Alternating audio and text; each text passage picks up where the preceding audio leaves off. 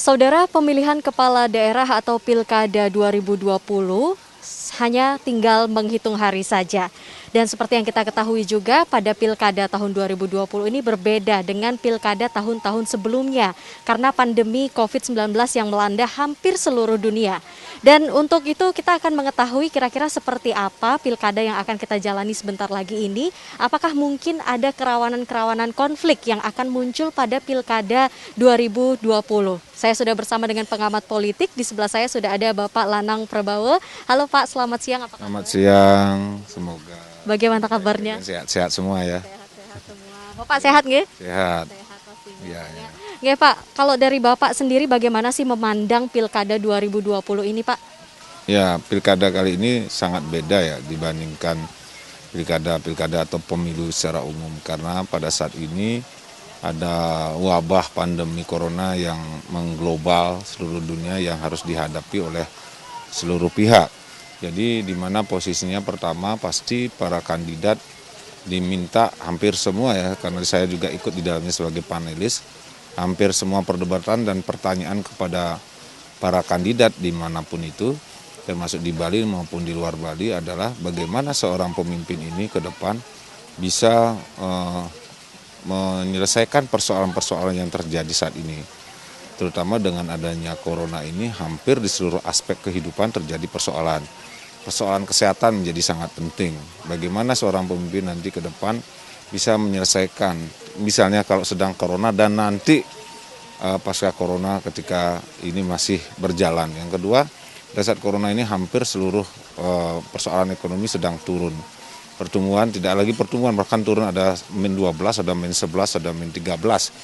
Ini masing-masing kabupaten dan nasional kalau nggak salah sampai -7. Ini oleh masyarakat juga banyak menanyakan bagaimana pemimpin di tengah persoalan yang sangat krisis ini bisa mengambil langkah-langkah yang progresif dan cepat dan tepat dalam mengambil langkah-langkah persoalan yang akan dilaksanakan ke depan. Apalagi kalau misalnya sekarang pilkada, kemudian mungkin nanti pelantikannya bulan Februari masih dalam suasana pandemi ini, maka sangat diharapkan oleh masyarakat. Saya termasuk yang tinggal di Denpasar ingin ketahui, walaupun sudah disampaikan ya, apa yang dilakukan para kandidat ini ke depan untuk menyelesaikan persoalan-persoalan baik itu kesehatan, ekonomi, pertanian, maupun pariwisata yang sedang menjadi momok saat ini, bahkan tidak adanya pariwisata atau belum bisa berjalannya sebagaimana mestinya begitu.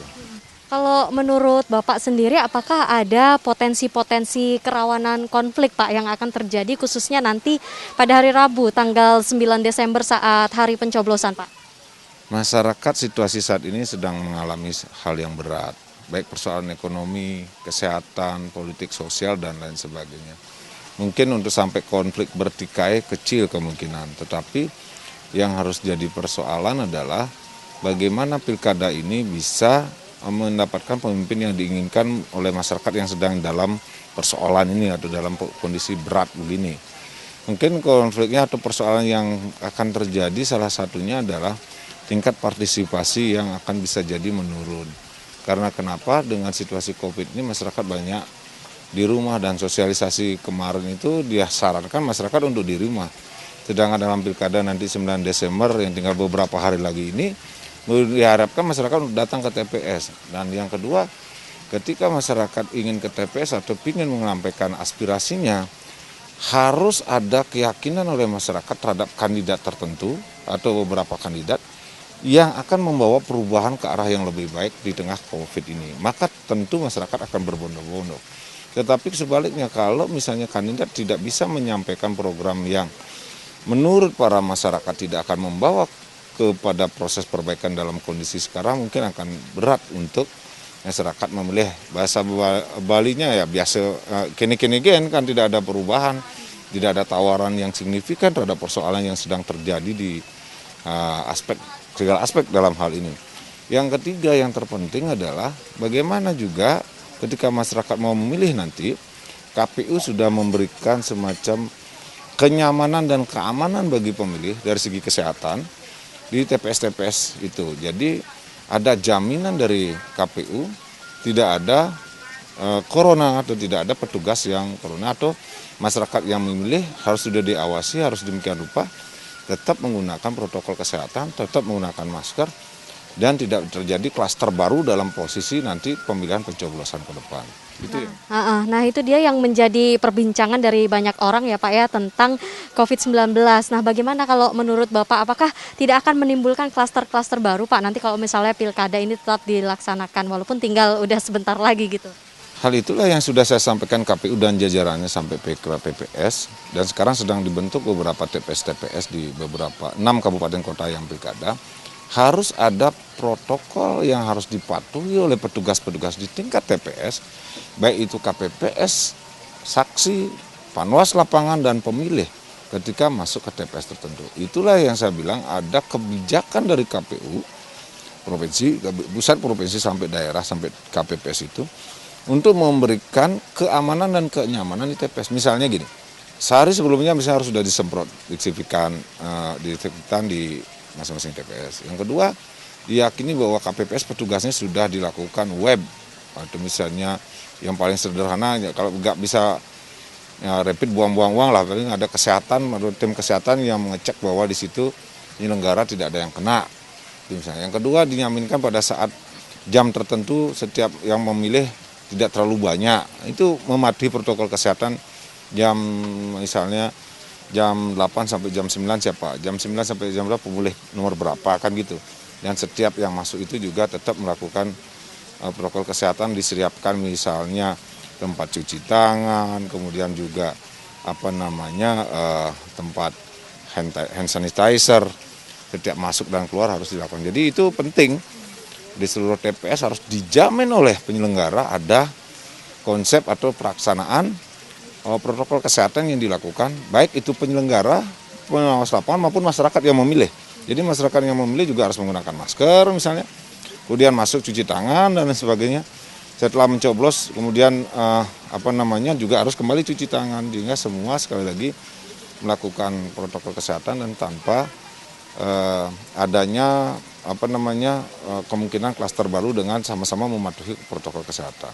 Baik, intinya tetap mematuhi protokol kesehatan aja ya, biar kita sama-sama bisa sehat selalu, nggih. Nah, yang berikutnya ini Pak, dengar-dengar juga pada pilkada tahun ini pakai aplikasi Sirekap ya. Nah, itu bagaimana Pak? Apakah kira-kira bisa tetap berjalan dengan baik? Bahwa aplikasi Sirekap ini bagian dari cara membantu penyelenggara dalam rangka menghitung dan merekapitulasi suara, itu bagus sebagai informasi awal. Tapi yang terpenting adalah nanti yang dipakai patokan secara hukum tentunya adalah pelaksanaan rekap manual yang dilakukan dari KPPS, kemudian ke desa, kecamatan sampai pada kabupaten. Jadi tetap alat bantu untuk melakukan Sirekap itu penting untuk informasi awal, tapi tetap juga menjaga keutuhan dari proses sidang yang resmi yang dilakukan sesuai dengan aturan KPU juga penting untuk para petugas, masyarakat, penyelenggara maupun saksi-saksi. Jangan sampai dengan adanya Sirekap ini kemudian sudah dianggap selesai, saksi-saksi kemudian pulang, enggak. Tetap diselesaikan dengan posisi berita acara yang secara sah dilakukan, harus tanda tangan dan lihat sendiri bagaimana jumlah surat suaranya, bagaimana jumlah hak pilih yang digunakan, berapa yang tidak hadir, itu harus dicek sekali lagi. Dan apapun itu saya harapkan masyarakat dan para saksi termasuk panwas lapangan ikut mengawal, ikut mengontrol proses dari pencoblosan, rekap sampai pada penetapan pemenang nanti siapapun yang terpilih nantinya. Baik, berarti aplikasi Sirekap tersebut tidak menjamin hasilnya seperti apa nantinya Pak ya, tetap bukan ada menjamin, tapi sebagai informasi awal. Informasi awal penting agar masyarakat mengetahui. Tapi di sisi lain yang resmi, yang menjadi berita acara yang secara resmi yang sudah digunakan, yang harus ditandatangani oleh para pihak, yang menjadi dasar hukum sebagai proses pelaksanaan pemilu kada baik pencoblosan maupun rekap, itu juga harus menjadi perhatian dan kontrol semua pihak gitu. Baik, terima kasih Bapak. Saudara, sebentar lagi kita akan lanjutkan perbincangan kita bersama dengan pengamat politik Bapak Lanang Perbawa. Di segmen kedua nanti kita akan bertanya seperti apa pandangan dari Bapak Lanang terhadap dengan pilkada-pilkada yang ada di 6 kabupaten kota yang ada di Bali. Jangan kemana-mana dulu.